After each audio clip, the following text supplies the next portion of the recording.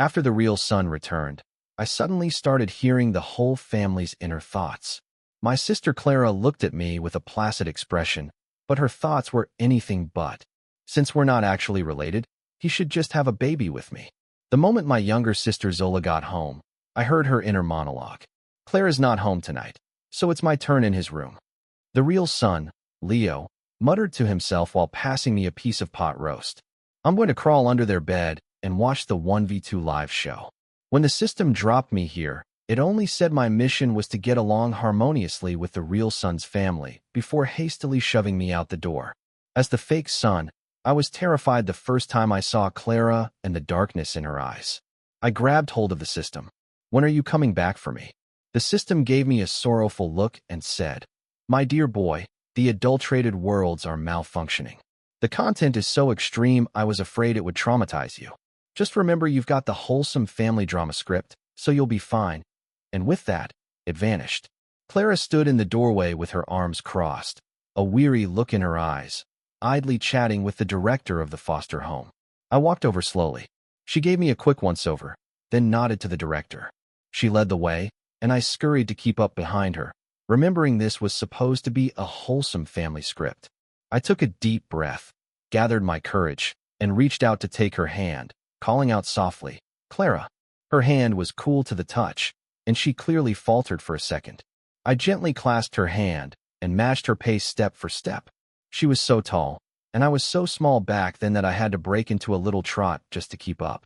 After the SATs were over, Clara started spending more and more time at home, sometimes even sharing the study with me. I always felt a little awkward and thought I should find something to occupy myself. At the dinner table, I brought it up. Clara, what if I go look for a summer job? Clara glanced up at me, placing a piece of chicken on my plate. Need money? I shook my head. No, that's not it. Why was this supposed to be a wholesome family script? Why was I still so afraid of Clara? I fidgeted with my hands. I just wanted to get out of the house. But before I could finish, I saw Clara's brow furrow, her eyes turning dark as she set down her fork to stare at me. I immediately backpedaled. But then I remembered how hot it is outside. It's much better at home with the AC and with you. Clara stood up, patting my head. Now that's more like it. After she went upstairs, I secretly, according to the script, the real son was due back this summer. So how was I supposed to win this family over, to blend in and live a happy, harmonious life with them? The doorbell rang, and Zola was home. I was a few months older than Zola, but she'd already secured an early admission scholarship, so she didn't have to take the SATs. Everyone in this family was written to be ridiculously intelligent, but Zola, unlike her sister, was like an energetic puppy, always doting on me. Today, however, she seemed listless. Ezra, there's someone at the door who's been waiting for you. Zola sounded a bit impatient. I went outside and saw a girl from my high school class. She looked like she'd been waiting a while and finally blurted out, What university did you choose? Or just tell me what city. That's all I need to know. My sister enrolled me in a university here in Boston. Her eyes lit up as she handed me a small gift. Happy graduation, and don't forget to come to the grad party. Before I could even reply, I glanced up and saw Clara standing on the second-floor balcony. She stood there, a flicker of darkness passing through her eyes. I didn't accept the gift, quickly said my goodbyes, and hurried back inside. The moment I was through the door, I saw Clara coming down the stairs, her expression tangled with irritation. I changed my shoes, scratching an itch on my neck, feeling uneasy. Clara, my friend left, so I'm just going to head up to bed. Come here. Her tone made it clear she wasn't to be messed with. I walked over, my neck still itching, and I scratched it again. Clara opened the medicine cabinet and pointed to my neck. It's a bug bite. I used the reflection on my phone screen to look, and, sure enough, there was a huge welt. My sister took out a cotton swab, dabbed it in some white ointment, and said, Tilt your head back. That scared the hell out of me. Thank God I was in a wholesome family drama. Otherwise, from the terrifyingly dark look Clara just gave me, I would have sworn I'd been dropped into some possessive, not quite incest thriller. I tilted my head back gently as Clara cupped the back of my neck with one hand while applying the ointment with the other. A faint scent of vanilla mixed with something medicinal filled my senses, and my whole body went rigid. My mind buzzing. From this angle, I had a perfect view down the front of Clara's slightly unbuttoned shirt at her pale skin and the soft curve of her chest. "Don't move, just relax," Clara said, and as if to help me, the pads of her fingers began to gently massage the back of my neck. My mind flashed to an inappropriate image, and a wave of heat washed over my entire body. The cool ointment felt like a lifeline, but a strange sensation still crept up my spine. I couldn't relax at all. I barely dared to breathe. When Clara finally let go, my face was flushed, and I let out a huge breath I didn't realize I'd been holding. I tried to calm myself down. "It's a wholesome family script, it's fine," while guiltily watching Clara put everything back in the medicine cabinet. Her expression was cool and detached. I had clearly been overthinking things. I composed myself and said, trying to sound, "Thanks, Clara." The sharp edge in her eyes seemed to soften a little. "You're so sensitive. You shouldn't go out so late." It was hard not to read into her words. I tried to reason it out from her perspective. I was her biological brother, so she must have just meant that the mosquitoes are bad in the summer and I'm prone to bites. That had to be it. Clara went back to her room, and as I was coming out of the shower, I heard her on the phone. I didn't mean to eavesdrop, but I clearly heard the words, "foster home." It was over. My cover was blown. The real sun was coming back. Clara's door was slightly ajar, and I pressed my ear to the crack. Her voice grew quieter and quieter until there was only a silent stillness, but I knew she hadn't hung up. I could hear the faint hum of an open line, and a feeling like venomous scorpions crawling all over my skin washed over me. The feeling of a thief who, after years of getting away with it, was finally caught. Considering how much Clara doted on her brother, would she now despise me? Could I still salvage my wholesome family script? Just as I was thinking this, the door swung open. A sliver of dim light cut through the hallway, and I was caught staring right into Clara's cold, silent eyes. "I dropped something," I explained immediately. With her arms crossed, Clara looked down at me as I fumbled around on the floor. She raised an eyebrow, seemingly waiting to see what elaborate lie I would come up with. I stammered for a moment, picking at my fingers before finally mustering my courage and saying in a tearful, "My cover's blown. Are you going to kick me out?" My eyes welled up, and my nose began to sting. I couldn't believe I had confessed so quickly. Maybe it was because the system was still busy fixing its adulterated worlds and wasn't there to back me up, or maybe it was just that in front of Clara, I was incapable of lying. I just looked too honest. Clara looked at me, tilting her head slightly, her breath catching in her throat as if she were forcefully suppressing some powerful emotion. Her voice was low as she said, "Put your clothes on properly. We'll talk about this tomorrow." It was only then I realized that my loose pajama top had gaped open while I was on the floor, leaving my chest exposed. I flushed with embarrassment, pouted, and scrambled to my feet to head back to my room. Zola suddenly popped her head out of her room. "Ezra, you'll come watch my volleyball game tomorrow, right?" She was leaning against the door frame, her head tilted up to look at me. "You have no idea," I thought. "You're about to get a new brother." I sighed. "All right." I patted Zola's head, thinking to myself that I had to stick to this wholesome family script no matter what.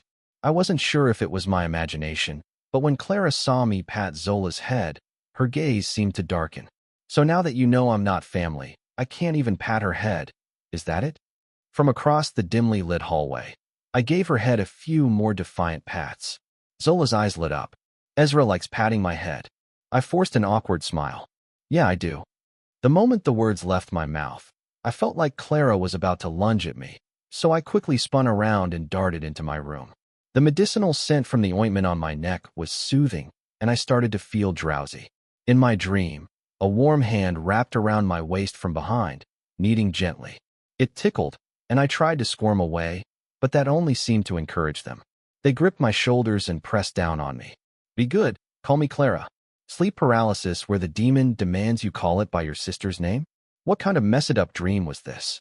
I frowned, trying to roll over, but then I felt a gentle bite on my collarbone that made me flinch. Finally, she gripped the back of my head and kissed me, a fierce and domineering kiss that left me breathless. Just as I felt I was about to suffocate, she pulled back, her warm breath ghosting over my ear. "Call me Clara." I mumbled, "Clara, I'm tired." The torment finally stopped. She pulled me into her arms, patting my back gently. "Go to sleep, my little liar." I woke up the next morning with a dry mouth and immediately chugged the glass of water from my nightstand. Strange, how is it still warm after sitting out all night? Was the housekeeper, Mr. Henderson, really that attentive? I really was going to miss this life of being pampered. I rubbed my eyes and suddenly noticed on the system's interface that my completion progress had jumped to 10%. The progress bar, which had been stuck for ages, had finally come back to life. I called out, "System?" Still offline. I licked the corner of my mouth, wincing at a sharp pain. I rushed to the bathroom mirror and leaned in close. My lip was split and swollen. The welt on my neck was gone, but had it somehow migrated to my mouth? Were the bugs in this house really that venomous? I splashed some water on my face, and as I was drying it, I saw Clara leaning against the bathroom door frame. "We're waiting for you for breakfast." I mumbled an "oh." Then remembering the phone call about the foster home, I asked her quietly, "You're not going to kick me out, are you? I promise I won't cause any trouble or compete for attention. I'll move into the basement when he gets here." I couldn't read her expression. She just looked at me blankly and blinked. She raised an eyebrow, gesturing for me to continue. I rubbed my hands together awkwardly, preparing to be completely shameless. "I'll get a job and earn my own keep. I can even pay you rent every month. Is that okay? I really don't have anywhere else to go." After a long moment, Clara let out a soft chuckle. "All right then, you can stay and work off your debt." Wow, the difference between being family and not was huge. Just yesterday, she was tenderly applying ointment, and today I was in her debt. But at least staying here meant I still had a chance to complete my mission. I gave her an obsequious smile, licking my still swollen lip. "Thank you, Clara." Clara's gaze fell on me, her eyes seeming to darken as she stared at my mouth. Crap, what if she didn't want an outsider calling her by her first name so familiarly? I quickly corrected myself. "Thank you, Ms. Walker." Clara watched me silent for a moment before saying, "I still prefer it when you call me Clara." A wicked glint appeared in her eyes, and I thought I saw her swallow. The whole thing felt strangely familiar. I thought as I ate my oatmeal, but I couldn't place where I'd heard that low, coaxing tone before. I nodded along absently as Zola chatted away. Finally, she looked at me, her eyes shining. "Ezra, are you ready to go?" I asked her where we were going, and her expression immediately, "Weren't you going to come watch my volleyball game?" I coughed. She had mentioned it yesterday, and I realized she'd probably just been talking about it again. I didn't want to disappoint Zola, and besides, Clara was probably going to pick up the real son today. My being there would just spoil their long-awaited reunion. As for the easygoing Zola, she probably wouldn't mind having an extra guy around the house working off a debt. I looked to Clara and asked, "Is it okay if I go?"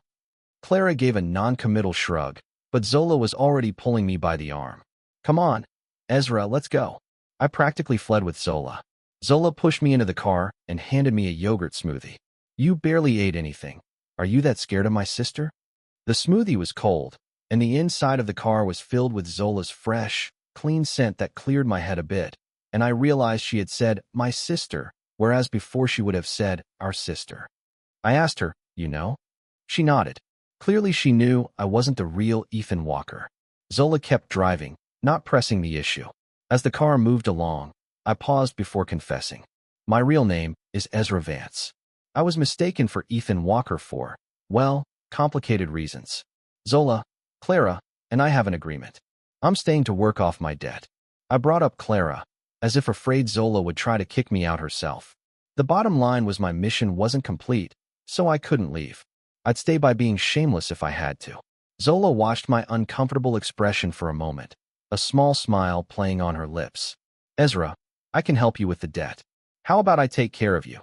As if she was afraid I wouldn't believe her, she added, "I have plenty of money. I just launched my own startup." It was like my throat closed up. All my shameless determination fizzled out on the spot. "So you're just going to ignore me, Ezra? Why are you so dense?" She spoke with a slow, easy cadence that had a natural tomboyish charm. I pinched the bridge of my nose. It all felt so unreal. Was my wholesome family script really going to be completed this easily? Zola found me a seat in the bleachers and gave me a wink. "I'm number 10, Ezra." She leaned in close, her voice dropping to a low drawl. "And if you even think about giving a water bottle to anyone else, I'll be very upset." She'd brought me here just to be her personal water boy? What on earth was Zola playing at? She waved at me from the court. She was striking, tall and long-limbed, with a great figure, looking even leaner than Clara. During a timeout, a bunch of younger guys rushed over to offer her water, their faces red with blushing. With that many admirers, she clearly didn't need me. I watched the scene with a sense of relief. She was certainly popular. I saw from a distance that she didn't accept a single bottle. One of the guys was blushing so hard he looked like he might burst, but Zola didn't budge, just shot a look in my direction. What was that about? She looked thirsty. Why wasn't she drinking? The whistle blew, and Zola went back onto the court. In the second half, Zola played with a ferocity that bordered on vicious, turning the game into a complete rout. The final whistle blew, and after her last triumphant high school game, Zola came over to me. She was drenched in sweat, her eyes glistening, and a little red-rimmed as she grabbed the water bottle next to me and started drinking. I already drank from that. Before I could finish my sentence, she had already downed half the bottle. Zola finished with a light laugh. I was dying of thirst. I tried to hide my awkwardness. "Well, glad you're not dead." She asked me point blank. "Ezra, why didn't you bring me water?" I explained, "But I saw a ton of people trying to give you water. I only wanted it from you." A long silence followed. Zola stretched her long legs out in front of her, a picture of lazy comfort. I asked, "When are we heading back?" Zola didn't answer, which made things even more awkward. The moment I stood up, Zola swung her long legs out to block my path. "Ezra, did Clara go into your room last night?" Her gaze was unerringly cold. "What did she do to you? Don't you know?" I unconsciously touched my lip, but Zola grabbed my hand, her grip tight on my wrist. "Did she kiss you?" It finally clicked. The dream where someone kept pestering me to call her Clara. Was it not a dream after all? Zola leaned in close, her body pressing against mine as she whispered, "Ezra, I want one too." The game was long over. The huge volleyball court was empty, and Zola was saying the most outrageous things. She twisted my wrist until it hurt, and I hissed, "Zola, stop messing around." My phone started ringing, and Zola gave me a strange look. She shifted her position and kissed me. My body went stiff, my mind reeling. The phone kept ringing until she finally pulled away, breathing heavily. Zola answered the phone for me. "Clara." Her voice was husky as she spoke into the phone. There was a second of silence on the other end before a voice asked, "Where's Ezra?" Zola continued in that same husky voice. "He's right here with me. It's not a good time for us." I snapped out of it and grabbed the phone back. "Not a good time for what?" "Clara," I quickly added, "is everything okay?" Zola was smiling at me, but her eyes were cold, carrying a chillingly aggressive glint. Then, in a voice just loud enough for the phone to pick up, she said, "Ezra, I'm all sweaty. I'm going to go take a shower." And with a long stride, she headed for the locker room showers. On the other end of the line, Clara had clearly heard. Her breath hitched, and a suppressed emotion finally erupted. "Is this how you're planning to work off your debt?" "No, no, no." But before I could finish, she hung up. This was all wrong, completely and utterly wrong. I stood in the empty gym and called for the system for what felt like an eternity, but there was only silence. "Seriously? You've been offline for ages. Are you still trying to fix those adulterated worlds?" Wait a minute, adulterated worlds. When I woke up this morning, my completion progress was at 10%, but after Zola kissed me and had that provocative phone call with Clara, the interface in my head suddenly flashed, and the progress bar jumped from 10% to 25%. I was stunned. Why did kissing Zola make the progress bar go up? Could it be? I was starting to seriously doubt whether I was in a wholesome family drama or some kind of twisted romance plot. Zola came out of the shower smelling faintly of lime seltzer. The atmosphere in the car was tense, and I was on pins and needles in the passenger seat. After a long silence, I asked, "Do you think I'll even get into college?" It was a completely random question, and it made the atmosphere even colder. I clenched my fists as a bold theory based on the sudden jump in my progress bar began to form in my mind. I said, "Zola, I have a crazy idea. Pull the car over." Zola pulled over, and I unbuckled my seat belt, determined to test my theory. I leaned in and kissed her. As our lips met, I stared intently at the interface in my mind and saw something astonishing. The progress bar started to climb steadily. 25%, 35%, 45%. Oh my God, this was the system's idea of a wholesome family mission. Zola's eyes were shining. She was a gentle and skilled teacher, her hand cradling the back of my head. The kiss was all-consuming, leaving my legs weak and my mind foggy. I clung weakly to Zola, my hands on her shoulders as the progress bar hit 55%. Seeing the number on the panel, I kissed her more deeply, responding to her every move, my heart hammering in my chest. I felt like I was about to suffocate, but the number on the panel was stuck. It wasn't moving at all. What was happening? The faint scent of lime filled my nose, and I shivered as a jolt of electricity shot through me. Our breathing grew more ragged. Could it be that Zola was fine? I made up my mind. I gasped for air and said, "Let's get a room." Zola looked at me, and a smirk played on her lips. She buckled my seat belt for me and hit the gas. From the moment we got out of the car, Zola kept a firm grip on my hand, as if she was afraid I'd change my mind and bolt. I caught my reflection in a mirrored pillar in the hotel lobby. My pale neck was flushed a deep pink. I touched my burning face. It was so red, and at least half of that was from pure anger. I cursed the system internally. I trusted you, and this is how you repay me? Zola looked at me and squeezed my hand tighter. I put on a look of grim determination. Without any warning, she started to laugh. I glared at her. "Open the door." Zola opened the door to the hotel room and gestured for me to enter. She said in a low, teasing drawl, "It's my first time, too, Ezra. You're not the one losing out here. Get it over with quickly," I thought, closing my eyes and leaning in for another kiss. Once this mission was over, I didn't care what the reward was. I was never doing this again. The system was completely unreliable. Zola's breathing was heavy, her eyes flushed, and she said between, "Ezra, this is your last chance to say stop." I glanced at the progress bar, still stuck at 55%, and hardened my resolve. It seemed simple kissing had reached its limit. I needed to do something more to get the progress bar moving again. "We're already here. What's the hold up? Can't you perform?" I was trying to push Zola towards the bed when suddenly there was a loud banging on the door, not knocking, pounding, interrupted. I looked at Zola, flustered and annoyed. "I'll get it." Zola stopped me. "Don't." Her voice was low and husky. "Let's continue." But with the banging and kicking at the door, the mood was completely ruined. I pushed Zola away and ran a hand through my messy hair as I walked to the door.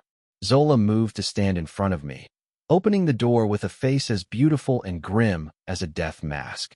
Clara blocked my view with her body. I couldn't see who was there. I tugged on the hem of Zola's shirt, but she remained motionless, a dead, still silence spreading through the room. Finally, the person spoke. "Paying off your debt in bed, are we?" The voice was low and terrifying. My knees almost buckled. It was Clara. That zombie apocalypse level racket had all been Clara. I was truly speechless. I looked at Zola, trying to signal with my eyes. Maybe we should both just kneel. Zola remained stubbornly silent, her expression a mask of frustrated desire. Finally, a clear, bright voice broke the tension. "Oh, it's you." My legs really did give out then. The real son was back. The real son, Leo, helped me up. Mr. Henderson made dinner. Clara said we should all eat together, so we came to find you and Zola. He took my hand. "Everyone's here now. Let's go home for dinner, dude." Is this really the time to be talking about dinner? We should be discussing whether or not I get to keep my head. To keep me away from Zola, Clara deliberately shoved me into her car. Leo and Zola took the other car. I felt like the air in the car was toxic. I'd die if I didn't breathe, but I'd also die if I did. As I was sweating bullets, I heard that familiar electronic hum. The long-lost system was back. "My boy, we have a huge problem." My heart was already dead. I could handle any bad news at this point. The adulterated worlds have completely collapsed. It's a total mess. I can't fix. I was hoping to hide out here with you, but it turns out you're in an adulterated script too. I got it wrong from the very beginning. You're not mad at me, are you, my boy? I responded flatly. How do I file a complaint against the system? Don't do that. I see your completion rate is already at 55%, my boy. Let's not turn our backs on the money, okay? It's $50 million. I sighed, rubbing the bridge of my nose, and shot a guilty glance at Clara, preparing to discuss a new strategy with the system. Clara's pale knuckles were white on the steering wheel as she said suddenly, "It's not too late to admit you were wrong." "Wrong about what?" Clara frowned and accelerated. The system yelled in my head, "My boy, don't provoke her. I finally figured out the rules of this world. You were right. Key to completing this mission is Clara. Her possessiveness and jealousy are the fuel for the progress bar. The more intimate you are with Zola, the more it hurts her, and the more it hurts, the more she wants to possess you. That's why your progress shot up from 10% to 55%. That 55% is all thanks to Clara. But it clicked instantly, and I turned to Clara. I was wrong, Clara. It's just that I love you so much I don't know what I'm doing. The system, my bad for not telling you sooner. You're technically supposed to be pursuing both of them, but Clara is the main target, and Zola is the catalyst to advance the main plot. But be careful, Zola isn't an NPC. If you keep using her like this and she gives up on you completely, you'll lose your catalyst, so eventually you'll have to find a way to get her on your side, to get her to willingly help you with the act. No wonder kissing Zola for so long did nothing. The progress bar stopped at 55% because Clara's jealousy had hit a threshold. I needed a new, bigger stimulus. I couldn't believe it. I asked the system, so my progress with Clara is already at 55%? How did that happen? The system went silent, and then I remembered. I muttered, that night. I was perfectly calm now. I want to die. The system said placatingly, don't die. I'll give you a cheat code. You can now hear the inner thoughts of the other three. My boy, this world hasn't collapsed yet, so keep going. You have to complete the mission, otherwise, if this plot collapses too, I'm afraid you really won't be able to handle the consequences. After activating the mind-reading cheat, the first thing I heard when we got home was Clara's inner voice. I only found out yesterday that we're not related, and today he's already getting. With her back to me, Zoe trudged upstairs without a word. Liam cheerfully called me over to the dinner table. I was about to thank him when I heard his inner thought. Better get your strength up. I'm hoping for a 1v2 live show tonight. I was so scared my fork clattered to the floor. Seriously, are your tastes really that twisted? All the other players were showing their hands, but I still couldn't get a read on Clara. All I knew was that she seemed furious. Seriously, what kind of carbon-based life form comes up with a plot like this? How is it possible to successfully pursue two sisters at the same time? The system snickered in my mind. We have all kinds of scenarios in our little worlds. I shot back. Then why don't you do it yourself? The system immediately went quiet. Logically, shouldn't the real son's return have kicked off some dramatic, bloody fight for the family's affection? As I was thinking this, Leo heard the doorbell, jumped up, and ran to the door saying with a huge, "Mom's here." It was over. My status as the fake son was about to be even more humiliating. I looked guiltily towards the door. Why wasn't she coming in? I fidgeted with my hands, feeling incredibly anxious. Maybe I should just kneel now and get it over with. My life of groveling before the walkers was truly pathetic. Just then, Clara handed me a fork, her face still dark. After all that drama today, you're not hungry? Terrified under her gaze, I took a bite of pot roast. Clara thought, I think I scared him. I wanted to tell her, "Lady, I feel like this is my last meal on earth." Leo ran back in. "Come on. My mom brought gifts for everyone." I put down my fork. "Isn't your mom coming in?" Leo exclaimed, dropping a bunch of shopping bags on the sofa. "Oh, that was my adoptive mother. She's in a rush to get to a conference overseas, so don't take it personally." I let out a long sigh of relief. That had scared me half to death. Clara said sullenly, "If you have a clear conscience, you have nothing to be afraid of." I didn't dare respond. I just complained to the system. Clara's personality has changed. She's so passive-aggressive now. I didn't know if she was talking about me impersonating her brother or going to the hotel with Zola. Either way, I was in deep trouble. Leo must have noticed my lack of enthusiasm because he passed me some more food and said, "It's like fate, you know? You're Ezra Vance. I'm Ethan Walker. It's an easy mistake to make. Besides, my adoptive parents are amazing to me, and they're even richer than Clara."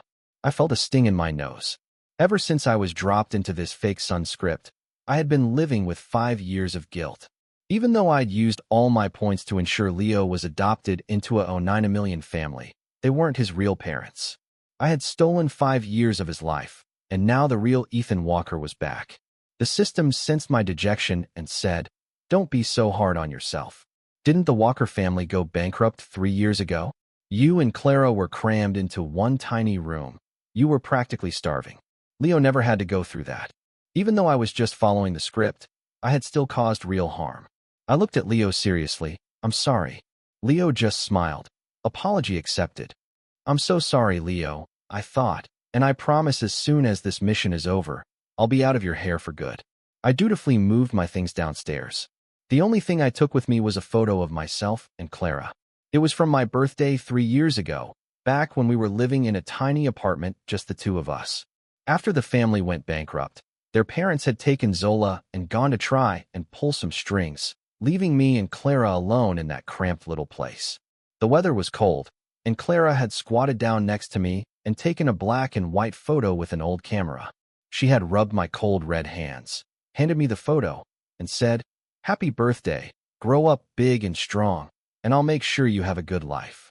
The family upstairs was asleep, and I looked around the messy downstairs room, not knowing where to start. Zola, apparently locked in her room by Clara, was blowing up my iMessage. Should I break down the door and come rescue you? Knowing I'd already succeeded with Zola, I lay on the couch and texted her back, "I don't think we're a good match." Zola replied instantly, "We haven't even done anything, and you're already saying we're not a good match? Are you just playing with me? Is it my sister you like?" The messages came in a rapid-fire burst. If that's what you want to think, I can't stop you, I thought. Sometimes I felt like a real jerk. Too lazy to clean up, I decided to just crash on the couch. I woke up in the middle of the night thirsty, and as my eyes adjusted, I saw a slender figure standing on the patio. A system screamed in my head. A ghost. I was so startled I threw a couch pillow. Before I could even yell for help, the figure turned, catching the pillow with one hand while extinguishing a cigarette with the other. It was a beautiful face. It was Clara, which scared me even more. What was she doing down here? As she approached, I shrank back into the couch cushions. I couldn't hear her thoughts, but her expression was complicated. She handed the pillow back to me and asked, "Why do you have that old black and white photo?" "What photo?" I followed her gaze to the coffee table where the photo of me and her as a child was sitting. Our surroundings in the photo were shabby, but I was smiling brightly. I couldn't just throw it out with the rest of my things. That would be weird for Leo and for her, too. I just came across it, and it felt like bad luck to tear it up. Clara's voice was icy. "You were going to tear it?" "But I didn't, did I?" Clara's gaze shifted from the photo to me. Her stare was intense, carrying a kind of tingling heat. The system piped up, "Perfect opportunity, you're all alone. Make your move." I felt so awkward. This was just too much, but someone had to make the first move. I reached out, my fingers gently brushing against her hand, and whispered, "Clara." Clara's eyelashes fluttered, and a flicker of some unreadable emotion passed through her eyes. I closed my eyes and leaned in, but in an instant, she snatched the photo from the table. Her expression turned cold, and she walked back upstairs. Just before she was out of range, I heard her thought, "Does he want both of us?" Me and Zola. It sounded like she was angry, but for a reason I couldn't quite grasp. I was shocked. I make a move, and she just leaves. The system sighed. She's probably jealous. This has to be the most chaste, adulterated world I've ever seen. She has the face of a villain from a dark romance, but she's playing it like a sweet, pure love story. "Weren't you the one who snuck into my bed in the middle of the night?" I thought. The good news was that Zola felt played and was now giving me the silent treatment. The bad news was that Clara was also ignoring me. I asked the system what to do. Why couldn't I get back in Clara's good graces? "How have you been trying to win her over?" "I've tried to kiss her so many times my lips are sore, but she won't let me get close." "Don't just try to force a kiss. You have to win her over with love." "Fine. If Clara wasn't going to play the aggressor anymore, then I would." I put on a nice blazer and headed for the door. "I have a reunion tonight. Don't wait up for me for dinner." Leo glanced from Clara's face to mine. Zola immediately shot up. "Is it that girl who was at our door the other day?" "I'm coming too." I waved her off. "You don't have to. I'm taking a car." Zola smiled, but her eyes darkened. "You're being so cruel, Ezra." Clara raised an eyebrow, but said nothing as I left. But the air around her felt heavy and volatile. Just before I left, I heard Leo's inner. "Here we go. My man is finally making a move." I got myself completely drunk and then called Clara. "Clara, I'm drunk." A little bit of drunk acting can go a long way. "Call a cab." "Why are you calling me?" Her tone was ice cold. 10 minutes later, I saw Clara, her eyes burning with intensity. Such a stubborn woman. I pretended to be dizzy and weak, stumbling into her arms, and was immediately enveloped in her cool, woody scent. I whispered in her ear. Clara, I want that black and white photo. Why? Her gaze was deep and fiery, as if it could swallow me whole. I could feel the heat radiating from her, and I nuzzled against her ear. Clara, let's go home. Leo and Zola weren't home. I had called Leo earlier and asked him to take Zola out. Leo had wished me luck. The moment Clara opened the door, I pushed her against the wall and kissed her. She didn't pull away, but she didn't respond either. When my lips were numb, she finally looked at me, her voice thick with emotion. Why do you want the photo? And then I heard her thought. Did you do this with Zola too? I looked her straight in the eye and said seriously, no, Clara, only with you. So that's what she wanted, a direct, unambiguous answer. All the fight went out of me. I wrapped my arms around her neck. Clara, I want the photo, and I want you. I didn't have the energy to check the progress bar anymore. I just held her tight. By the time Leo and Zola got home, I was dressed again.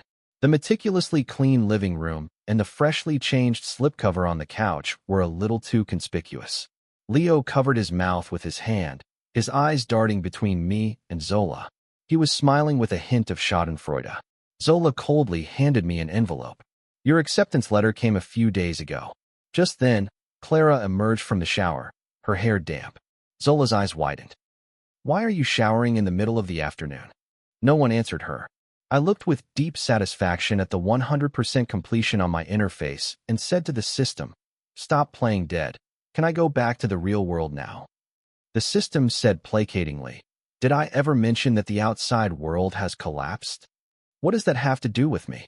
Well, I just got a notification from the programmers. Some powerful entity destroyed the portal back to the real world, and the repairs will take 4 years. Please don't report me.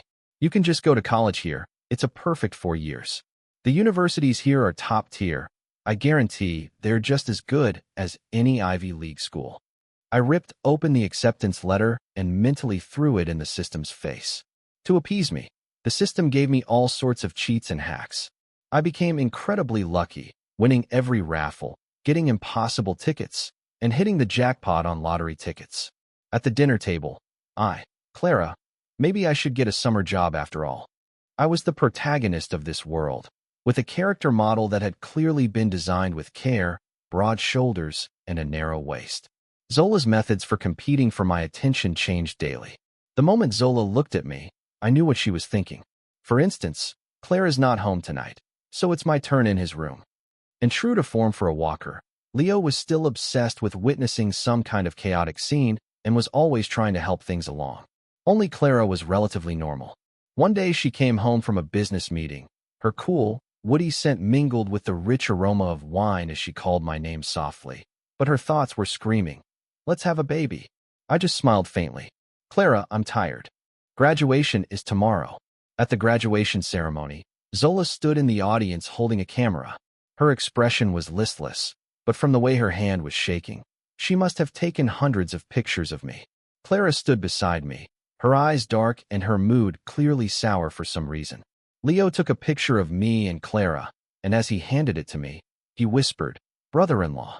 I returned to the real world with 2 photographs and $50 million. One was the photo of me and Clara as children. The other was the one from my graduation. I was smiling in both photos, but Clara's expression was as placid and unreadable as ever. I was lying on my bed counting my money when the system blared an alarm. That powerful entity who destroyed the portal, she just tore a hole in space-time. My mind went blank. I clutched my money protectively. What's malfunctioning now? The system's voice dropped to a terrified whisper. She's right next to you. I slowly turned my head and saw Clara sitting on the edge of my bed, stroking the 2 photographs. I found you, she said.